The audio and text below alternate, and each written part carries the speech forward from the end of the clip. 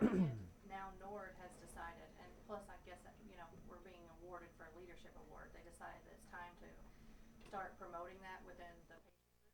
And Yeah. so now they're reaching out, wanting everybody to try and get their ICD code. Well, again, I think you can do so much more with big data, especially when you're talking about rare diseases. Yeah. And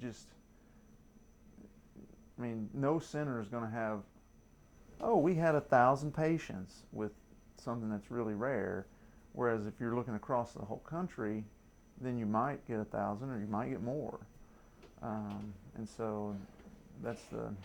Well, as soon as that carrier paper comes out, I'll get with you guys and figure out where it needs to go, and we'll petition them again and get one for carriers too. Yeah. Because there's lots of carriers out there, a lot more than don't even have anything to do with. Well, that's the thing with those diseases. It takes a lot more carriers. When it's so rare, it takes a lot more carriers for everybody to eventually get together to have kids that have it. So is there anything that you want to talk about specifically today? I'm just here for whatever you guys, if there's certain things you want me to talk about or we can talk about, maybe we'll talk a little bit about, are you filming now? I'm just mic checking right now. Okay. Do you want us to wait a few minutes? No, I'm good. Okay. Do you mind if I put this light up just a little bit? No, that's fine. Okay. Don't look directly into the Too late, I'm blind. Am I good? It's going to make it hard to read echoes. Do you want me to look off camera? Yeah, just a little bit over this way. Okay. Just stare at the light. She's pretty. You can look at her. You ready? So, when was the first time you saw ATS, and what was your thoughts on the cases?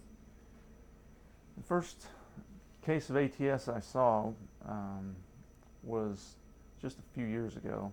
It hasn't been identified very long. Oh. Let me go back and repeat the question, right? Okay. That's a good thing about editing. We can do whatever we want Yeah, to, we can right? do whatever we want. And then we can cut that out later. No, we're going to keep that part. So- That'll go in the bloopers. Right, exactly. When was the first time that I saw a patient with ATS, and what did I think about the case? I haven't seen many cases before just the last few years. In fact, the first case I saw was just a few years ago. It's such a rare condition that up until that point nobody had really identified anything, and so cases may have appeared in the past and people just didn't know what they were seeing. But now that it's been identified as far as an individual disease entity, then it's more people are becoming aware of it, and so they think about it when they see abnormal arteries. As far as the first case that I saw, the patient had what we call the quintessential abnormalities of the arteries of the lungs, and so those arteries were extraordinarily abnormal, with making loops and knots and corkscrews, and so it was very clear immediately that this is something that is different from anything that we've seen. What has your experience with ATS been so far, and where do you see yourself going in the future with it? What has my experience with ATS been so far, and what do I think about the future of arterial tortuosity syndrome and care? So far, because we've developed an international clinic here, we've seen probably the most cases of arterial tortuosity of any center in the world from a clinical standpoint. There's another center that's done a lot of research, basic science work, but clinically may not have as much experience, especially from the cardiovascular arena and cardiology. And so at this point, I have a rather large, relative to everyone else, experience with arterial tortuosity syndrome. That said, it's still a small experience given that it's a very rare disorder.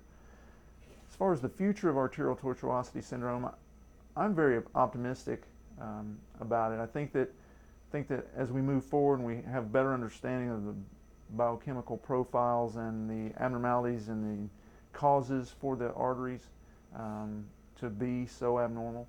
We're going to be able to develop therapies not just in the interventional catheterization arena or the surgical arena, but my hope is that we'll be able to develop therapies such as medications that may decrease the severity, may decrease the risk of complications moving forward. So I'm very hopeful in that regard.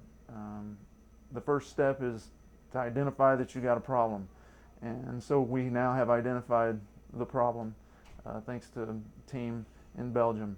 We know from whence this arises, and so now we can focus on, okay, how can we change that outcome? How can we make that better?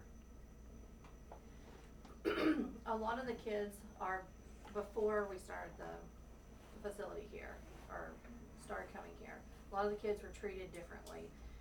Different type of cath procedures, and Aiden has had some pretty innovative work with the cutting balloon and the pulmonary patchplasty done here.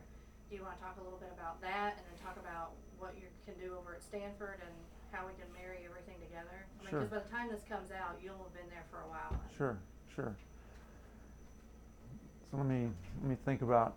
How to That do was a lot That of was a stuff. I'm lot. trying to condense into sort of one question I can repeat back. Okay, so standardized. Okay. We can come back to that too. if So we need to. I'll talk about standardized stuff, Okay. and then we'll act like the other interventions and all that. Maybe we'll come back. Just remember that one. We'll come back to Is that that one. the right questions, you think? I mean, I think so. I mean, I think that it's important to talk about